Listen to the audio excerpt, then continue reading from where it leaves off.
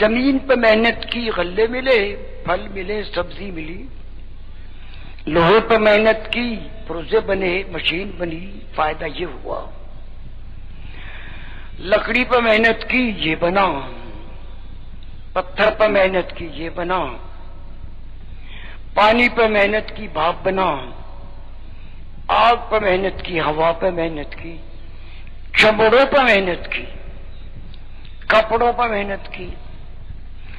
تو مختلف قسم کی محنتیں مختلف طریقے سے ان کے فائدے اجاگر ہو رہے، سامنے لوگوں کے آ رہے، اور ان کے یقین ان چیزوں پر جمتے جا رہے ہیں۔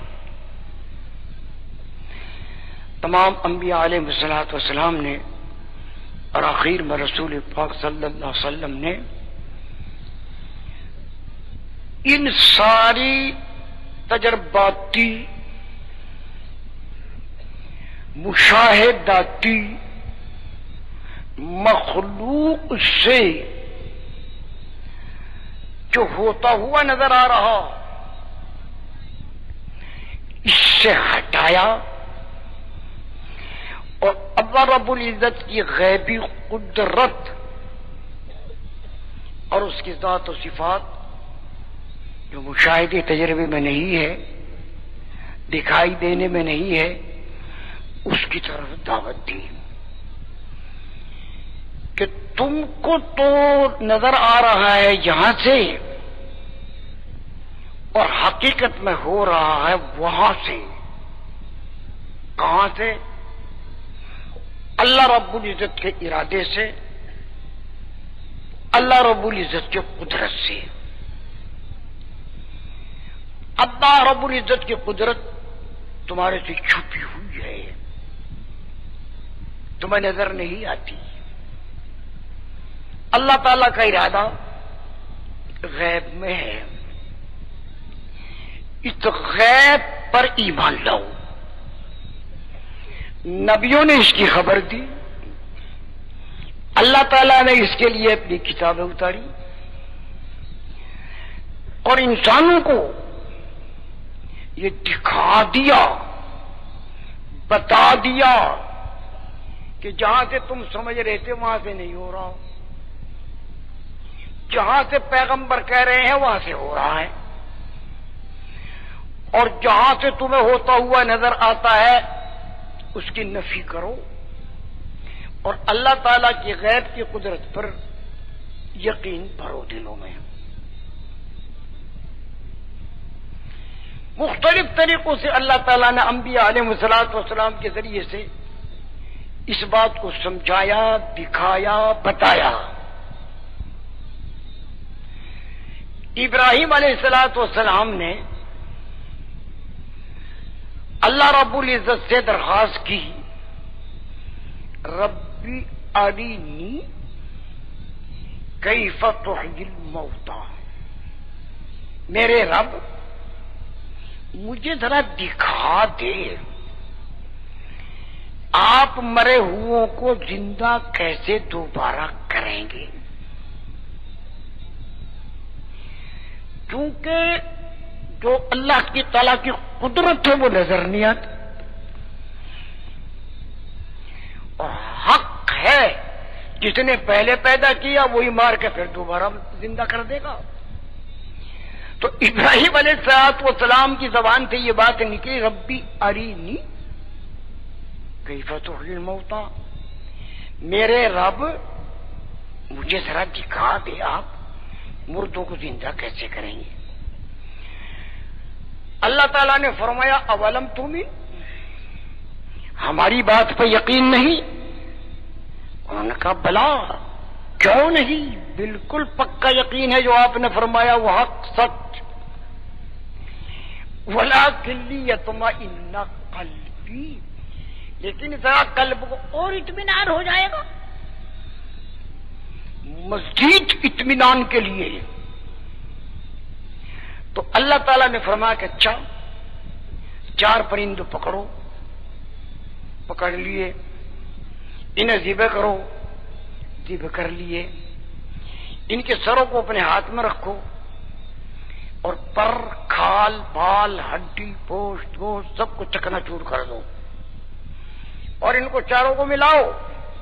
ملا دیا. اب یہ گڈ مڈ کر کے ملا کے ان کے 4 حصے کر لو اور مشرق مغرب شمال جنوب 4 پہاڑوں پر رکھے ہو. چنانچہ انہوں نے اللہ کا حکم ادا کیا, رکھیا ہے.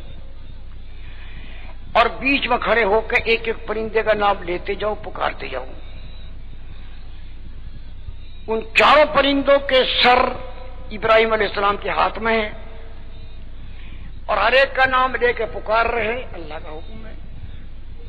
تو اور پرندوں کے جو پر کھال ہڈی گوشت پوت سب کٹ پٹ اور ریزہ ریزہ ہو کر آپس میں ملے ہوئے ہیں اور وہ 4 طرف پہاڑوں پر رکھے. تو ابراہیم علیہ السلام نے جب ہر پرندے کا نام لیا تو ہر پرندے کے جو وہ ٹوٹے پھوٹے اجزاء ہیں وہ ہوا میں اڑے اور منتشر ہوئے اور ہوا اڑا کے لا رہی اور ہر پرندے کا ہر جز اپنے سر سے آ کے لگتا چلا جا رہا. اور ابراہیم علیہ السلام آنکھ سے دیکھ رہے کہ دیکھو اس طرح ہم اپنے ارادے قدرت سے زندہ کر دیں گے. ہر پرندے کا جز اپنے سر سے لگتا جا رہا اور تھوڑی دیر میں چاروں کے چارے پرندے وجود میں آ گئے. تو اللہ تعالیٰ کے ارادے کا نام وجود ہے. اللہ رب العزت کے ارادے کا نام حقیقت ہے.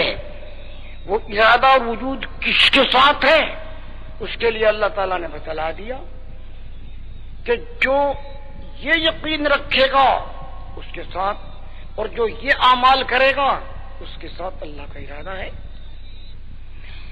ایسے ہی عزیر علیہ السلام نے بھی پوچھا تھا کہ اے اللہ, مر گئے, گل گئے, سڑ گئے, مٹی بن گئے, بہ گئے, کیسے دوبارہ زندہ کریں گے؟ تو اللہ تعالیٰ کے ارادے کا نام حقیقت ہے. جو انسان کے مشاہدے تجربے میں ہے یہ حقیقت نہیں. اللہ تعالیٰ کا ارادہ اور قدرت حقیقت ہے. مشاہدے کا تو حال یہ ہے کہ موسیٰ علیہ السلام طور پہاڑ پہ اللہ تعالیٰ نے فرمایا فخلعن علیک, جوتے نکال دو, پیچھے نکالو جوتے ادھر, انک بالوادی المقدس طویٰ, مقدس جگہ میں ہو تم. تو اس سے پتا چلا کہ جو جگہ مقدس ہو پاک ہو وہاں جوتے لے کر نہیں جانے چاہیے. جوتے نکلوا دیے. اللہ تعالیٰ نے فرمایا وما تلک بیمینک یا موسیٰ, موسیٰ تمہارے دائیں ہاتھ میں کیا ہے؟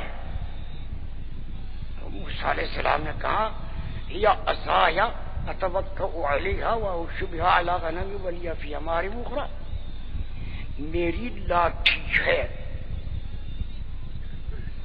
ٹیک بھی لگا لوں اس پہ, بکریوں کے پتے بھی جھاڑوں, بہت سے کام اس سے نکلے. لاٹھی میں یہ لکڑی ہے. اور 10 سال سے موسیٰ علیہ السلام کے ساتھ ہے, لکڑی ہے, لاٹھی ہے, بے جان ہے. تو اللہ رب العزت کی سنت یہ ہے کہ اپنے نبیوں کو اپنی قدرت دکھاتے ہیں اور فرماتے ہیں کہ جا کے اس کی دعوت دو. تو اللہ تعالیٰ نے موسیٰ علیہ السلام سے فرمایا القی عصاک, پھینک دے, لاٹھی کو پھینکو. تو موسیٰ علیہ السلام نے القا پھینک دی. لاٹھی, لکڑی, بے جان, زمین پر پڑتے ہی سانپ, اژدہا, جاندار, اور یہ لہرا جا رہا. ارے آن کی آن, خدا کی شان. موسیٰ علیہ السلام کا وہم نہ گمان, انہوں نے دیکھا یہ تو سانپ ہے اور یہ چل رہا. تو آخر موسیٰ علیہ السلام اللہ کے نبی پیغمبر ہیں اور انسان ہیں, ڈرے اور پیٹھ موڑ کر بھاگے کہ کہیں میری طرف منہ کر لیا میں یہاں مرا پڑا رہوں گا اور میری بیوی وہاں راستے پہ انتظار کرتی رہے گی بیچاری، جس کو چھوڑ کر آیا آگ لے کے بہانے سے۔ تو اللہ تعالیٰ نے فرمایا کہاں جا رہے ہو؟ اقبلا، اس کے سامنے آؤ، خدا پکڑو، بلا تخف، ڈرو نہیں۔ لے میرا بھائی، اب تک تو لاٹھی گئی تھی، اب تو جان جوکھوں میں پڑ گئی۔ اللہ تعالیٰ موسیٰ علیہ السلام سے فرما رہے ہیں کہ سانپ کے سامنے آؤ اور سامنے آ کے پکڑو اور ڈرو نہیں۔ ایک طرف تو ہے اللہ تعالیٰ کا حکم، ایک طرف سانپ، زہر، موت۔ تو اب تک تو لاٹھی گئی تھی، اب تو جان جوکھوں میں پڑ گئی، مگر اللہ تعالیٰ کا حکم بڑی چیز ہے۔ موسیٰ علیہ السلام نے ہاتھ بڑھایا، سانپ کے پور میں لگے، لاٹھی کی لاٹھی۔ ساری بات کا لب لباب اور حاصل یہ ہے، زمین ہو خواہ آسمان، سورج ہو خواہ چاند، ہوا ہو آگ پانی مٹی ترن پرن چرن، فرشتے جنات انسان، یہ ساری کی ساری مخلوق عدم میں تھی، نیستی میں تھی، نابودی میں تھی، اس کا کہیں نام اور نشان بھی نہیں، کوئی چیز موجود نہیں تھی۔ اللہ تعالیٰ نے زمین کا ارادہ کیا تو بن گئی، سمندر کا ارادہ کیا تو بن گیا۔ اللہ رب العزت نے ہوا کا ارادہ کیا بن گئی، آگ کا ارادہ کیا بن گئی، سورج چاند کا ارادہ کیا بن گئے، روشنی کا ارادہ کیا بڑھ گئی۔ اب دن رات یہ سارے ہو رہے ہیں، چل رہے ہیں۔ چوپایوں کا ارادہ کیا بن گئے، کس چیز کا اللہ تعالیٰ نے جس طرح جس نوعیت سے ارادہ کیا وہ وجود میں آ گئی۔ تو کسی چیز کے وجود کی حقیقت اللہ تعالیٰ کا ارادہ ہے۔